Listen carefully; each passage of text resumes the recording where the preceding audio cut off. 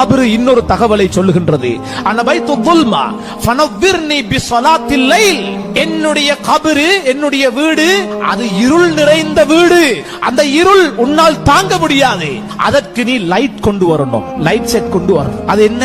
அதுதான் சுபஹுக்கு முன்னால தஹஜ்ஜுதுல இருட்டுல எழும்பி நீ தொழுகின்ற தஹஜ்ஜுடைய தொழுகை இருள் நிறைந்த கபருக்கு அது பல்பாக மாறி உனக்கு பிரகாசம் தரும் என்று அந்த கபரே சொல்லுது. வேறொன்றையும் கொண்டு வைத்து வெளிச்சம் எடுக்க இயலாது. மேலும் சொல்லுகின்றதான பைத்து துராப், நான் மண் வீடு. ஃபஹ்மிலில் ஃபிராஷ். எனவே அந்த மண்ணுக்கு மேல உன்னால் படுக்க முடியாது, படுக்க முடியாது, தூங்க முடியாது. நீ விரிப்பை கொண்டு வா. அந்த விரிப்பு என்ன தெரியுமா? அல் அமலு சாலிஹ். நல்ல அமல்களை உலகத்துல செய்துக்கோ, அது உனக்கு விரிப்பாக அமையும். அதுக்கு மேல நீ நிம்மதியாக தூங்கலாம். மேலும் சொல்லுகின்றது அன பைத்துல் அஃபாஇ, நான் பாம்புகளின் வீடு. பாம்புகளின் வீடு. உன்னை அடக்கியதோடு பாம்புகள் எனக்குள்ளே வர தொடங்கிவிடும். எனவே நீ அந்த பாம்புகளை விரட்டுகின்ற ஆயுதத்தை கொண்டு வா. அந்த ஆயுதம் தான் நீ அதிகமாக அல்லாஹ்வுடைய பெயரை சொல்லுவது, அவனை திக்ர் செய்வது. அல்லாஹ்வை அதிகமாக நினைவு கூறுங்கள். அது உங்களுக்கு அந்த கபருக்குள்ளே வருகின்ற பாம்புகளை விரட்டி அடிக்கின்ற ஆயுதமாக மாறும். மேலும் சொல்லுகின்றது அன பைத்து சாயில் முன்கர் வ நக்கீர். என்னுடைய வீட்டுக்குள்ளே முன்கர் நக்கீர் அலைஹிமா மினல்லாஹி ஸலாம் பயங்கரமான பயங்கர தோற்றத்தை உடைய பயங்கரமான மலக்குமார்கள் வரவிருக்கிறார்கள். எனவே அதிகமாக உன்னுடைய வாழ்விலே கலிமா ஷஹாதா அஷ்ஹது அல்லா இலாஹ இல்லல்லாஹ் வ அஷ்ஹது அன்ன முஹம்மதர் ரசூலுல்லாஹ், அதனை அதிகமாக சொல்லு. அதனுடைய அர்த்தத்தை விளங்கு.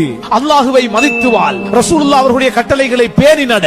இது அவர்களுடைய அந்த கேள்விகளுக்கு பதிலாக அமையும். என்னுடைய இடம் இருக்கிறதே அபுக்க சாலிஹீன். நல்லவர்கள் கூட கபரில் வந்து அழுகிறார்கள். முன்னோர்கள், நல்லோர்கள், சலஃபு சாலிஹீன்கள், சஹாபாக்கள் கபரை கண்டு அழுவார்கள். கபரின் காட்சி நல்லவர்களை அளவைத்தது, உலமாக்களை அளவைத்தது. கண்ணியத்துக்குரியவர்களே, ஹஜ்ரத் உஸ்மான் ரலியல்லாஹு அன்ஹு அவர்கள் மன்னரையை கண்டால் அழுவார்கள், அழுவார்கள். ரசூலுல்லாஹ்விடத்தில் இருப்பீர்கள், நரகத்தை சொல்லுவார்கள், அழமாட்டீர்கள். சுவர்க்கத்தை சொல்லுவார்கள், அழமாட்டீர்கள். மன்னரைக்கு வந்தால் பார்த்து தேம்பி தேம்பி தாடி நனைகின்ற அளவுக்கு நீங்கள் அழுகின்றீர்களே என்று கேட்கப்பட்ட போது அவர்கள் சொன்னார்கள், இது சாதாரண இடமா? அவ்வளவு மனாசிலில் ஆகிரா. கபருதான் ஆகிரத்துல நாங்க சந்திக்கவிருக்கின்ற பல ஸ்டெப்ஸ்ல முதலாவது ஸ்டெப்ஸ் கபரு. இங்க தப்பினா எல்லா இடத்திலையும் தப்புவோம். கபருல மாட்டினா எல்லா இடத்திலையும் மாட்டி நரகம் போயிடும். எனவேதான் ஒவ்வொரு மனிதனும் கபருடைய வாழ்விலே தன்னை பாதுகாத்துக் கொள்ள வேண்டும். ஹாரூன் ரஷீத் அவர்கள் மரண படுக்கையிலே இருந்தார்கள். சொன்னார்கள், இப்படியே என்ற உடம்ப தூக்கிட்டு போயிட்டு என்னை அடக்கவிருக்கின்ற கபரை எனக்கு காட்டுங்கள். மரண படுக்கையில மையவாடியை கூட்டு போயிட்டு என்ன அடக்கவிருக்கின்ற என்ற கபரை காட்டுங்கன்னு சொன்னார். சுமந்து சென்றார்கள். அந்த கபரை பார்த்ததோடு அவர்கள் அழுது விட்டார்கள். பிறகு அவர்களுடைய நண்பர்களை பார்த்து சொன்னார்கள், மா அக்னா அன்னி மாலியா, என்னுடைய சொத்து, என்னுடைய பணம் என்ற சம்பாத்தியம் இங்க எனக்கு எந்த ஒரு உதவியும் செய்யாது.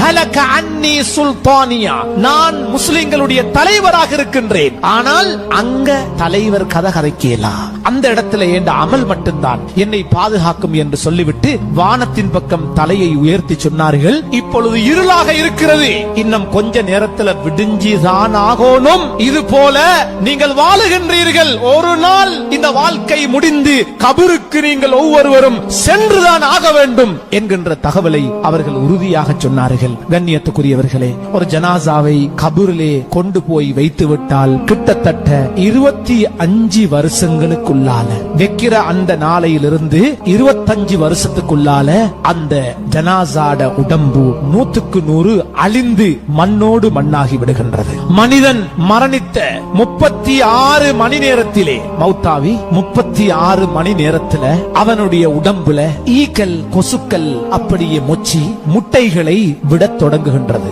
60 மணி நேரம் ஆனதோடு அந்த முட்டைகள் அப்படியே பொரித்து அதிலே கிருமிகள் அந்த உடலில் இருந்து வெளியேற தொடங்கி விடுகின்றது. அந்த மண்ணறையிலே ஜனாசாவை கொண்டு போய் வைத்து ஃபர்ஸ்ட் நைட் கபரின் வாழ்விலே முதல் இரவு ஜனாசாவை கொண்டு போய் கபரிலே வைத்ததோடு அங்குள்ள அந்த உஷ்ணம், அந்த காற்று போக்கு தடைபட்ட அந்த நிலை, மண்ணுக்கு இரையான இவனுடைய வயிறும் இவனுடைய மறைவிடமும் முதலாவது பழுதடைய தொடங்குகின்றது. அதான் மனித உலகத்துல நிறைய பாதுகாத்த கபர்ல முதல் இரவே வயிறும் மறைவிடமும் பழுதடைய ஆரம்பித்து விடுகின்றது. அது பழுதடைய ஆரம்பிக்கிறதோட முதல் நாளே அந்த ஜனாசாவுடைய உடம்புகள் பச்சை கலர் நிறத்திலே, பச்சை நிறத்திலே நிறம் அப்படியே ஏற்படுகின்றது. சில மணித்தியாலங்களுக்குள்ளே முழுமையாக இவனுடைய உடம்பு பச்சை நிறமாக மாறிவிடுகின்றது. இது ஒரு நாள்ல வயிறு அழுகி மறைவிடம் அழுகி உடம்பு பச்சை நிறமாக மாறிவிடுகின்றது. இரண்டாவது நாள் கபரிலே, இரண்டாவது நாள் இவனுடைய வயிற்றுக்கு உள்ளே இருக்கின்ற இவனுடைய ஈரல், இவனுடைய குடல் அனைத்தும் அங்கே பழுதடைய ஆரம்பிக்கின்றது. மூன்றாவது நாள் இவனுடைய அங்க அவயங்களில் இருந்து துர்வாடை வெளியேற தொடங்கி விடுகின்றது. அதே மூன்றாவது நாள் இந்த ஜனாசாவுடைய நகங்கள் கலண்டு விழத் தொடங்குகின்றது. நாலாவது நாளிலே கண்ணியத்துக்குரியவர்களே, உடம்பினுடைய அங்க அவயங்கள் அப்படியே அது இலகுவடைந்து பகுதி பகுதியாக பழுதடைய கலரத் தொடங்கி விடுகின்றது. ஐந்தாவது நாள் அவனுடைய தலையிலே இருக்கின்ற மூளை, அந்த மூளையை வைத்துத்தான் எத்தனை வருடங்கள் உலகத்தை ஆண்டான், உலகத்திலே வாழ்ந்தான், பல சாதனைகளை சாதித்தான். அஞ்சாவது நாள் இவன் தலையில் இருக்கிற மூளை அப்படியே கரைந்து தண்ணீராக மாறிவிடுகின்றது. ஆறாவது நாள் இவனுடைய உடம்பு அப்படியே ஊதி, இவனுடைய வயிறு ஊதி அது வெடிக்க தொடங்குகின்றது. ஒரு ஏழாவது நாளைக்கு பின்னால் இவனுடைய முகம் வீங்குகின்றது, கண்கள் வெளியேறுகின்றது, இவனுடைய நாவுகள் நீளுகின்றது, இவனுடைய கன்னங்கள் அனைத்தும் வீக்கம் ஆரம்பிக்கின்றது. முக வீக்கம் அந்த ஏழாவது நாளிலே மொத்தமாக முகம் சார்ந்த அத்தனை உறுப்புகளும் வீங்கி விடுகின்றன. கபரிலே 10வது தினம் இவனுடைய அங்க அவயங்கள் அனைத்துமே வீக்கத்தை அடைகின்றது. 2 வாரங்களுக்கு பின்னால் 15 நாளைக்கு பின்னால உடம்புல தலையில இருக்கிற அவ்வளவு முடிகளும் ஒன்றொன்றாக கலண்டு முழுமையாக உடம்பை விட்டும் அது வேறாகி விடுகின்றது. அந்த 15வது நாள் உடம்பிலிருந்து வெளியேறுகின்ற அந்த வாடை இருக்கிறதே, அது எங்களுக்கு வீசாவிட்டாலும் அதனை நுகருகின்ற சக்தி படைத்த நீல நிறத்தினுடைய ஈக்கள் கிட்டத்தட்ட 5 கிலோமீட்டருக்கு அங்கால இருந்து இவனுடைய கபரை தேடி வருகின்றது. 5 கிலோமீட்டர்களை தாண்டி வீசுகின்ற துர்வாடை 15வது நாளிலே இவனுடைய மண்ணறையை சுத்தி நிற்கின்றது. அது நீல நிற ஈக்கள். அந்த உடம்பிலே முழுமையாக புழுக்கள் 15 நாளையிலே புழுக்கள் அந்த உடம்பை ஆக்கிரமிக்கின்றன. இப்படி மண்ணறை வாழ்வு 2 மாதங்களை அடைகின்ற போது உடம்பெல்லாம் கரைந்து திரவமாக மாறிவிடுகின்றது. 2 மாதங்கள் 60 நாட்களிலே அடையாளமற்று போய்விடுகின்றான். என்ன ஆட்டம்! உலகத்திலே 60 நாள் 2 மாசம் உடம்பெல்லாம் கரைந்து அப்படி அடையாளமற்று போய்விடுகின்றான். 6 மாதங்கள் ஆன பின்னால் முழு சதைகளும் நிலத்திலே கொட்டி அந்த உடம்பினுடைய எலும்பின் அமைப்புகள் மட்டும் மனித உருவத்தை காட்டிக் கொண்டிருக்குமே தவிர ஒரு சொட்டு, ஒரு துண்டு சதை கூட அந்த எலும்புகளில் நிற்காது. அனைத்தும் நிலத்திலே அப்படியே உருகிவிடுகின்றது. இப்படியே ஒரு 25 வருடங்கள் செல்லுகின்ற போது முழுமையாக அவனுடைய உடம்பு அழிந்து அவனுடைய முதுகன் தண்டு, முதுகிலே இருக்கின்ற ஒரு சிறிய கடுகு மணி போன்ற ஒரு அஜிபு ஜனப் என்று சொல்லக்கூடிய முதுகம் தண்டு, அது மட்டும் தான் மிஞ்சுகின்றது. ஒரு கடுகு மணி அளவுக்கு போன்ற ஒன்று. அதை வைத்துதான் அல்லாஹ் எங்களை மீண்டும் கியாமத்திலே எழுப்புகின்றார். ஸல்லல்லாஹு அலைஹி வஸல்லம் அவர்கள் சொன்னார்கள், யஅகுலு துராபு குல்ல ஷைஇன் மினல் இன்சான் இல்லா அஜ்ப ஸன்பி. அவனுடைய அந்த கடுகு மணி போன்று இருக்கக்கூடிய அந்த முதுகந்தண்டை தவிர அனைத்தையும் இந்த மண் அதனை சாப்பிட்டு விடுகின்றது என்று ஸல்லல்லாஹு அலைஹி வஸல்லம் அவர்கள் சொன்னார்கள். எனவே இஸ்ராயில் அலைஹிஸ்ஸலாம் அவர்கள் மலக்குமார்கள் மனிதனுடைய ஜனாசாவை குளிப்பாட்டுகின்ற போது சப்தமிட்டு கேட்பார்கள், ஐன சம்அக், உன்னுடைய காது எங்க? அனைத்தையும் கேட்டுக் கொண்டிருந்தாயே, இப்பொழுது உன்னுடைய காது எதை கேட்கின்றது? ஏன் நீ செவிடாகி விட்டாய்? உனது பார்வை எங்கே? அனைத்தையும் பார்த்து சுற்றி திருந்தாயே, எங்கே உன்னுடைய பார்வைகள் குருடாகி விட்டன? ஏன் நீ ஊமையாகி விட்டாய்? உனது நாவுகள் ஏன் பேசுவதில்லை?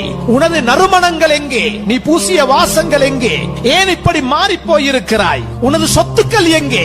வெறும் ஏழையாக ஒரு சலமும் உன்னுடைய உடம்பிலே இல்லாமல், ஒன்றுக்கும் சொந்தமில்லாமல் இப்படி நீ இருக்கிறாயே என்று மலக்குமார்கள் குளிப்பாட்டுகின்ற போது இவனை நோக்கி பல கேள்விகளை கேட்பார்கள். அந்த கபரிலே வைக்கப்படுகின்ற போது கபரு சில கேள்விகளை கேட்கும். நீ உலகத்தை தேடினாயா அல்லது உலகம் உன்னை தேடிருச்சா? சிலர் உலகத்தை அடைந்திருக்கிறார்கள், இன்னும் சிலரை உலகம் சம்பாதித்துக் கொண்டது. அவங்கள ஆகிரத்துக்கு விடவே இல்லை, பள்ளிக்கு விடல, நல்ல அமல்களுக்கு அவங்கள துனியா அவங்கள உடல்ல, முழுக்க முழுக்க சிலரை துனியா அப்படியே பிடித்துக் கொண்டது. அதான் கபரு கேக்குது, நீ உலகத்தை தேடினியா அல்லது உலகம் முழுக்க ஒன்ன புழுங்கிருச்சா? நீ உலகத்தை விட்டுட்டு எங்கள்கிட்ட தயாராகி வந்தியா அல்லது உலகம் ஒன்ன விட்டுருச்சா?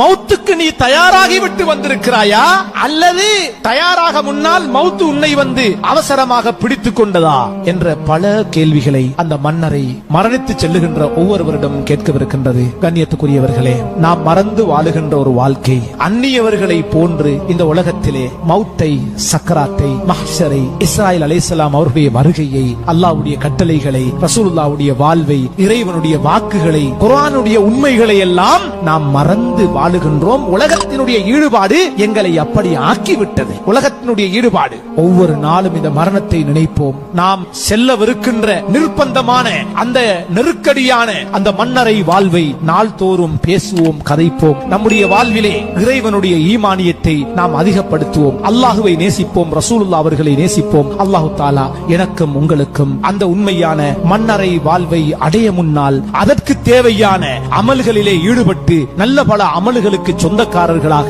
அல்லாஹ் என்னையும் முழு முஸ்லிம் சமூகத்தையும் ஆக்கி அருள்வானாக. வ ஆகிரு தஅவானா அனில் ஹம்துலில்லாஹி ரப்பில் ஆலமீன்.